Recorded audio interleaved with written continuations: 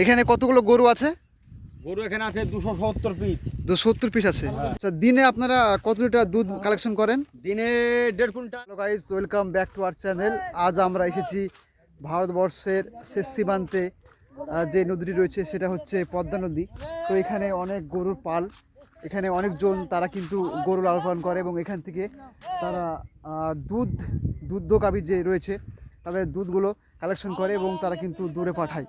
তো আজকে তাদের মুখ থেকে জানবো যে তারা কিভাবে কি করে, তাদের মুখে কি রয়েছে, তাদের কাছে কতগুলো গরু রয়েছে, সমস্ত কিছু দেখার আজকে আপনারা সুযোগ পাবেন। তো চলুন আজকে ভিডিও শুরু করা যাক। আমরা এসেছি সেই স্থানে।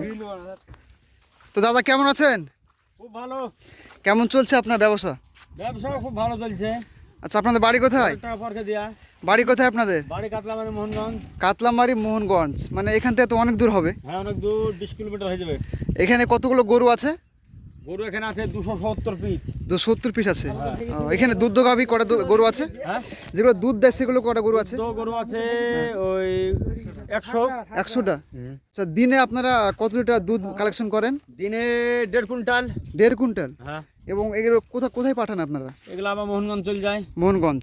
মোহনগঞ্জ এই ক্ষীর, পনির, ঘি সব তৈরি হয়। আপনারা নিজে তৈরি করেন না কোন ফ্যাক্টরিতে যায়? তৈরি করি, মেশিন আছে সব। আচ্ছা, আপনার নাম কি? নাম কৃষ্ণ ঘোষ। আচ্ছা, আর এখানে কে রয়েছে? এখানে রয়েছে। এই নাম বল। আপনার নাম কি দাদা? নাম জয়দেব ঘোষ। জয়দেব ঘোষ। আপনার নাম? দশরথ ঘোষ। মানে আপনারা কজন শেয়ার আছেন? এখানে আমরা 6 জন শেয়ার আছেন।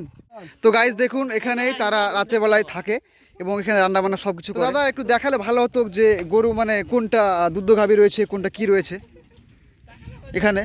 এই তো সব এগুলান ছোট ছোট বাছুর, এগুলান দুধ হয়। দাম কেমন সব এগুলো? এগুলার দাম কত হবে? এগুলার দাম 25,000। 25,000? এগুলান 20,000 এরকম দাম। আচ্ছা আচ্ছা, এখানে তো মহিষের দুধও পাওয়া যায় তাই না? হ্যাঁ, মোষের দুধও পাওয়া যায়। আচ্ছা, ওখানে আপনার কোনটা এখানে দুগ্ধগাভী আছে? মোষের ওই তো এই বড়টা, এটার বাচ্চা। হ্যাঁ, এই যে বাচ্চা, এটা দোহাই, এটাও দোহাই, এই তো এগুলা দোহাই। আচ্ছা, গরুগুলো খাবার কি দেন মোষগুলোকে? গোবর খাবার এখন মোটর খাইলে আসলাম। হ্যাঁ, যাই গম খাওয়াবো। হ্যাঁ,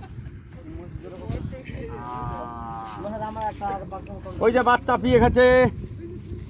তো আপনাদের যে ঘর সংসার ছেড়ে এখানে এসে আপনাদের কেমন লাগে?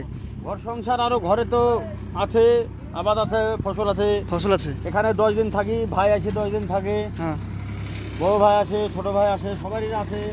আর এই যে এত বড় একটা চরে থাকার একটা অভিজ্ঞতা কেমন একটু বললে ভালো হতো মানুষকে। অভিজ্ঞতা ওই যে বাড়িতে লাড়া ফাড়া, খড় গালান বাঁচি, খড় গালান, লাড়া টাড়া খাওয়ানোর গালান বাঁচি। আর এই গরুর মানে গরু থেকে যে দুগ্ধগাভী যে দুধ হয় সেগুলো বিক্রি করে আপনাদের জীবিকা চলে, তাই তো? মানে এটা হচ্ছে আপনার প্রধান জীবিকা? হ্যাঁ, এটাই প্রধান জীবিকা। আচ্ছা, দুধ গেলা বিক্রি করি হয়, যেটা বাঁধে যায় সেটা আড়ি টেডি গেলা বিক্রি করি, সাহার গেলা বিক্রি করি, থাকে বড়। তো ঠিক আছে দাদা, আপনাকে অসংখ্য ধন্যবাদ জানাই আমাদেরকে কিছু টাইম দেওয়ার জন্য। তো আজকে ভিডিও এখান থেকে শেষ করলাম।